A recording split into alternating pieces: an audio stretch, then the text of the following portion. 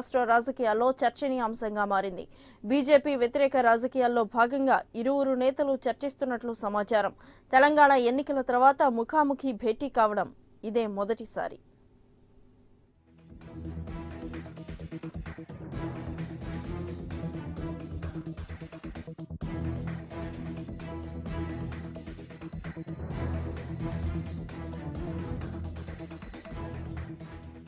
బీజేపీయేతర ఫ్రంట్పై చంద్రబాబు రాహుల్తో చర్చించారు. కోల్కతాలో జరిగిన విపక్ష పార్టీల ర్యాలీ విజయవంతంపైన చర్చించారు. ఇక అమరావతిలో జరగబోయే విపక్షాల సమావేశంపైన మంతనాలు జరిపారు. నేడు ఢిల్లీలో జరగాల్సిన బీజేపీ వ్యతిరేక పక్షాల భేటీ వాయిదా పడింది. పలువురు నేతలు అందుబాటులో లేకపోవడంతో సమావేశాన్ని వాయిదా వేశారు.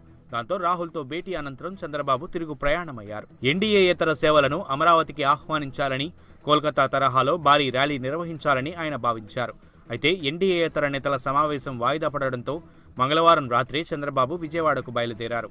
అంతకుముందు సుప్రీంకోర్టు ప్రధాన న్యాయమూర్తి రంజన్ గగోయ్, సుప్రీంకోర్టు న్యాయమూర్తి లావు నాగేశ్వరరావును కలిసి ఏపీ హైకోర్టు భవన ప్రారంభోత్సవానికి ఆహ్వానించారు.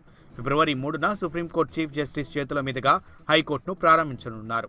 మనకు హైకోర్టు బిల్డింగ్ ఓపెనింగ్ ఉంది 3వ తారీఖున.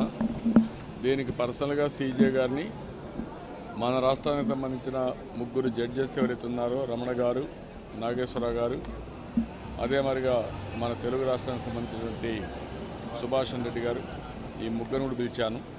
అందుకనే వచ్చాను. వాళ్ళ 3 ప్లస్ సీజే గారిని ఇన్వైట్ చేయడం జరిగింది. అందరూ వస్తున్నారు. 3వ తారీఖు హైకోర్టు బిల్డింగ్ ఓపెన్ చేస్తున్నాం. కలిసి కొన్ని విషయాలు మాట్లాడాం. ముందుకు ఏ విధంగా తీసుకుపోవాలనో ఈ ఆర్గనైజేషన్ని వారితో కూడా డిస్కస్ చేశాను. రాబోయే రోజుల్లో ఏమేం చేయాలనో ఫర్దర్గా యాక్షన్ తీసుకున్నాను.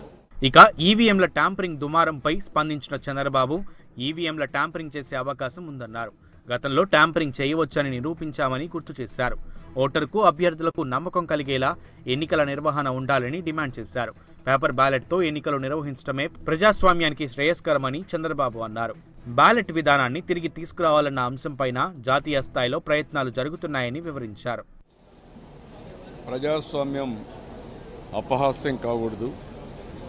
ఈవీఎంల పైన అనేక సందర్భాల్లో అనేక మంది సందేహాలు వెలిపించడమే కాకుండా ఈ ఈవీఎంలని మ్యానిపులేట్ చేయొచ్చు. ఎవరైనా సరే ఒక చిప్ మ్యానుఫ్యాక్చరర్ కానీ డిజైనర్ కానీ అనుకుంటే ఆటోమేటిక్గా మ్యానిపులేట్ చేసే అవకాశం వస్తుంది. అందుకే ప్రపంచంలో ఎక్కడ డెవలప్డ్ కంట్రీస్ ఈ యొక్క ఈవీ మెషిన్స్ లేవు. సింగపూర్లో కూడా లేదు. జాతీయ రాజకీయాల్లో భాగంగా త్వరలో జరగనున్న సాధారణ ఎన్నికల్లో ఆంధ్రప్రదేశ్లోనూ కలిసి పోటీ చేసే అంశం వీరిద్దరి మధ్య చర్చకు వచ్చినట్లు సమాచారం. అయితే దీనిపై స్పందించిన చంద్రబాబు ప్రజల మనోభావాలకు అనుగుణంగా పొత్తు ఉంటుంది.